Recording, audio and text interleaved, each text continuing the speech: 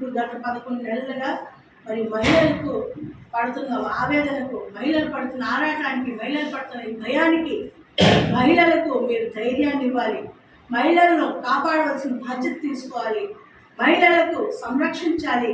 మహిళలకు భరోసా కల్పించాలి. మహిళలకు రక్షణగా, కవచంగా మరి మీరు ఉండాలని హెచ్చరిస్తూ మీరు చేసినటువంటి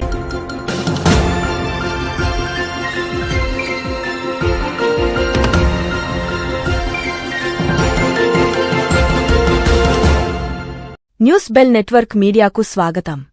శ్రీకాకుళం జిల్లా పాతపట్నం నియోజకవర్గం వైఎస్సార్సీపీ కేంద్ర కార్యాలయంలో పత్రికా సమావేశం నిర్వహించిన మాజీ ఎమ్మెల్యే, వైఎస్సార్సీపీ రాష్ట్ర క్రమశిక్షణ కమిటీ సభ్యులు శ్రీమతి రెడ్డి శాంతి. ఆమె మాట్లాడుతూ కూటమి పాలనలో మహిళలు పట్ల వ్యవహరించే తీరును ఖండించారు. ఏ విధంగా అయితే ఆ రోజు పవర్లోకి వచ్చారో, అధికారంలోకి వచ్చారో, మహిళలకి అన్ని విధాలుగా పట్టాభిషేకం చేస్తామని అన్నారు. మహిళలకు రక్షణ ఇస్తాం, మహిళలకు కవచంలా ఉంటామని మాట్లాడిన వారు ఈరోజు మాజీ ముఖ్యమంత్రి జగనన్న గారి సతీమణి భారతమ్మ గారిని అతను రకరకాలు మాట్లాడితే దాని మీద చర్యలు తీసుకోకపోవడం చాలా విచారకరం. ఒకటే నేను ప్రశ్న అడుగుతున్నాను, మాజీ ముఖ్యమంత్రి జగనన్న సతీమణి భారతమ్మ గారు మీరు అన్ని మాట్లాడితేనే ఈ కూటమి ప్రభుత్వంలో 6 కోట్ల మంది ప్రజలు ఉండే రాష్ట్రంలో ఎటువంటి స్పందన లేకపోతే మరి సామాన్యమైన మహిళలు ఈరోజు అన్ని రంగాల్లో ముందున్నారు. చదువుల్లోన, ఉద్యోగాల్లోన, అన్ని కార్యవర్గాల్లోన, అన్ని కార్యదక్షతలోన మహిళలు వెళ్తున్నారు. మరి మీరు మాకేంటి రక్షిస్తారు? మా మహిళలకి ఏ విధంగా కవచంలో ఉపయోగపడతారు? మా మహిళలకు ఇవ్వాల్సిన భరోసా ఏంటి? మా మహిళలకు ఇవ్వాల్సిన నమ్మకం ఏంటి?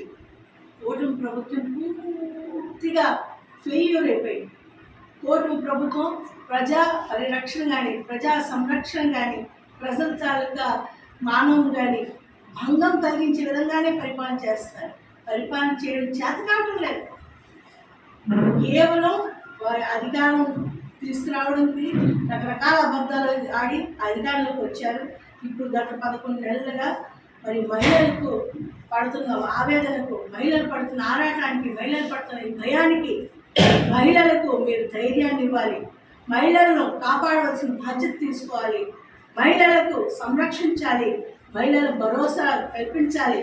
మహిళలకు రక్షణగా, కవచంగా మరి మీరు ఉండాలని హెచ్చరిస్తూ మీరు చేసినటువంటి ఈ దుశ్చర్య మరి మీరు ప్రోత్సహించినట్టు బట్టే కదా ఆయన అన్ని రకాలుగా మాట్లాడుతున్నాడు. ఒక్క వార్నింగ్ ఇచ్చి మీరు అలర్ట్ చేస్తే మరి జగనన్న మీరు ఎప్పుడు చూశారు?